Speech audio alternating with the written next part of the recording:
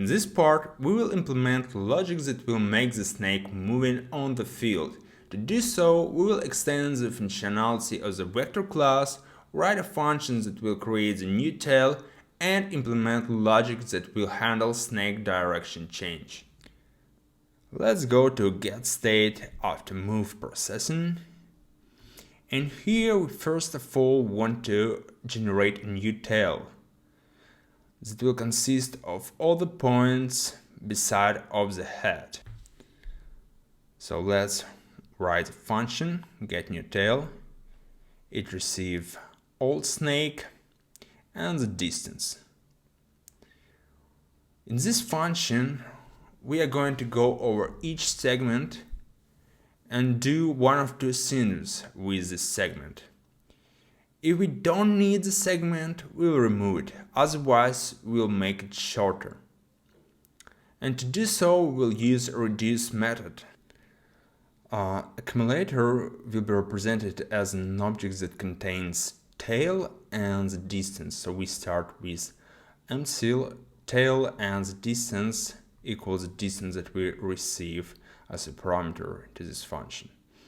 And in the first check, we look if the tail length not equal to 0. It means we already put some segment in the new tail, so we don't need to check if we need to make segment shorter. Otherwise, we take next point of the snake and create a new segment. It consists of point and the next point. Then we calculate the length of the segment. In here we can decide, is it segment will go away, by segment I mean the point, or we will make it shorter. So basically we want to make point closer to the next point. And to make it, we need to turn the segment into vector and make it with the length of the accumulator distance.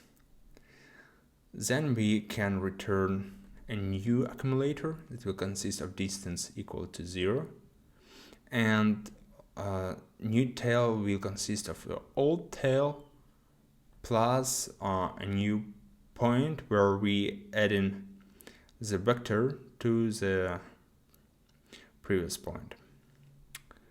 If this is not the case, we want to remove point completely. So in this case, tail will become shorter. And in this case, we don't need to update tail itself. We only need to make the distance smaller. Here we start with distance from parameter and tail is an empty array. Okay, we used add method of the vector. Let's add it. It works the same way as subtract. We are adding x and y's. And we also want to implement normalized vector that will turn vector into the vector with the length equal to 1. And we are doing this by scaling it on 1 divided by 8 lengths.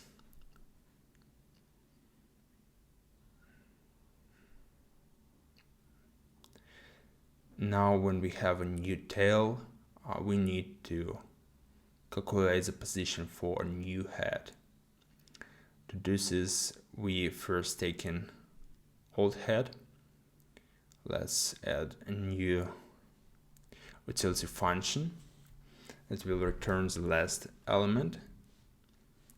It receives array, and by using array length -1, we return the last element of an array.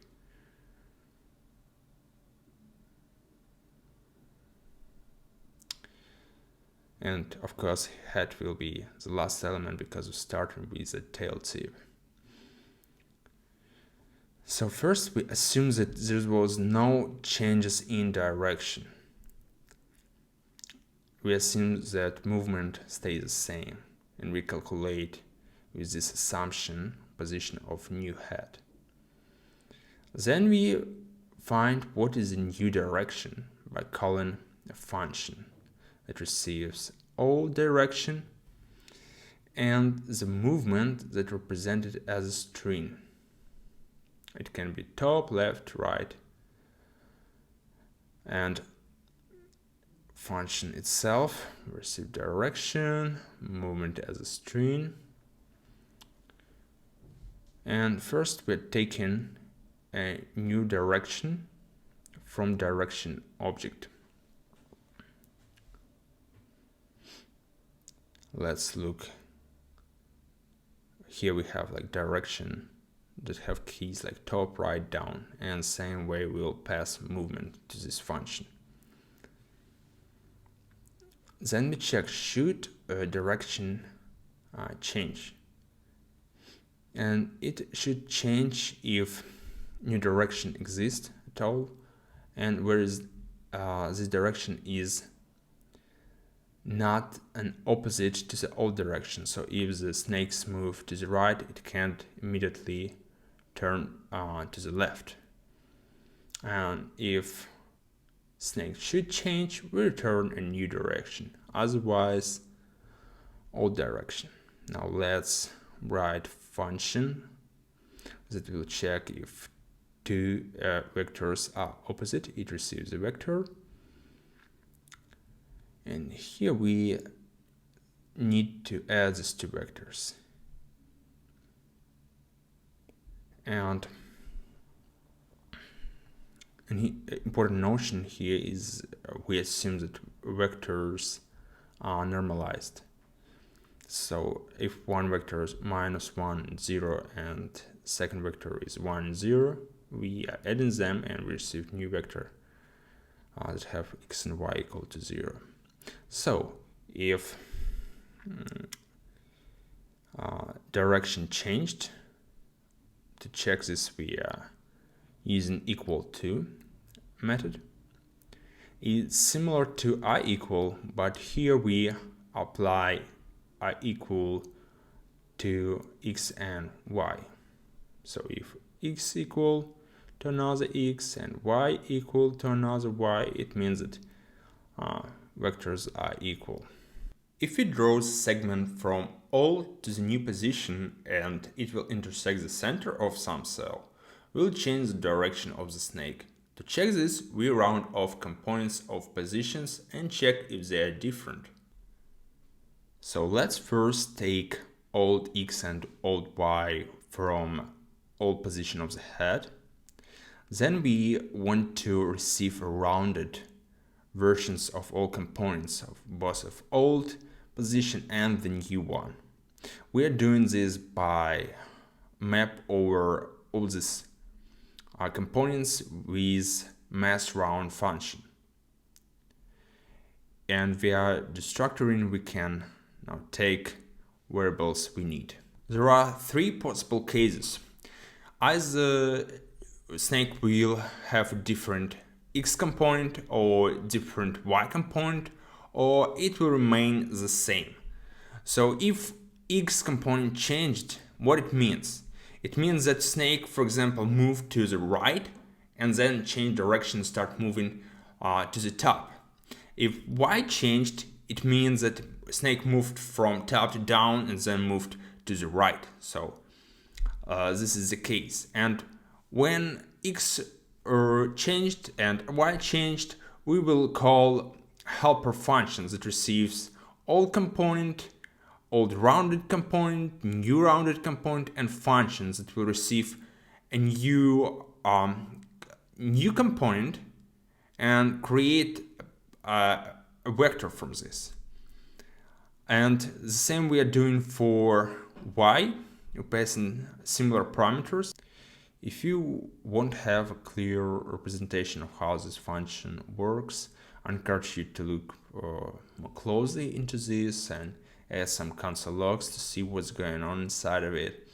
And it's worth to mention that this function is not the only way to detect where direction should change. You can implement your own the way to detect this change, because maybe this is not the best solution, but this is like the easiest approach I can think of.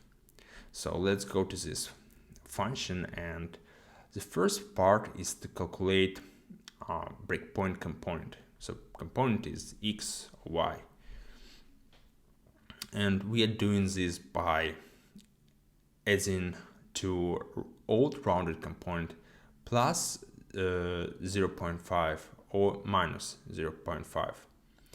It depends on did this value increased or decreased. So we update these components and we are calling the functions that will generate breakpoint itself, and then we can construct a vector via which we can calculate the position of the head. So we can see that every time when changes the direction of the snake, it becomes longer because it will now have not only the head at the end, but we'll add breakpoint before the head.